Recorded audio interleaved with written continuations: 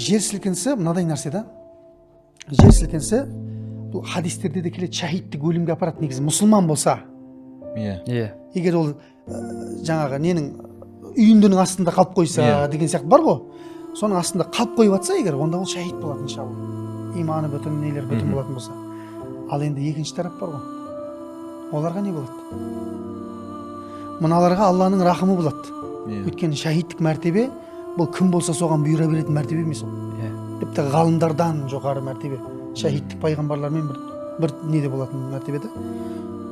А мыналарға ше, бұларға азап береді. Олар оны біледі де азап екенін кейбіреулер. Сол білгендік үшін содан қашып шығып жатыр да.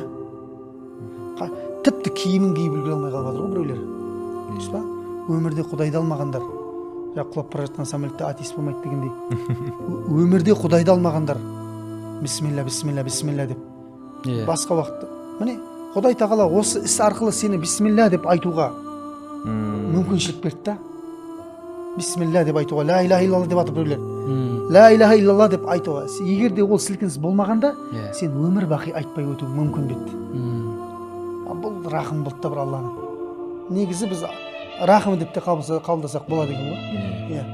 Енді жердің тектоникалық жаңа қозғалуы, жылжуы деген нәрсе. Ол мынадай нәрсе құрдас. Ол өз алдына. Ол ғылымды біз жоққа шығармаймыз ешқашан. Ғылым өз алдымен ғылым дұрыс.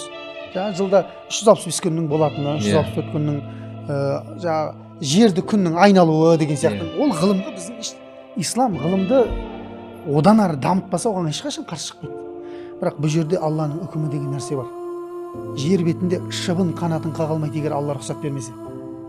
Не то что жер жыбырлауы. Шыбынға Алла тағала қанатын қағу тоқтат деген болса, кун фаякун болды. Бол деген нәрсесі болады. Алла бұйрық берді. Бол деді, жер бір тебіреніп алды, болды. Болма дейме, болмайды, болды.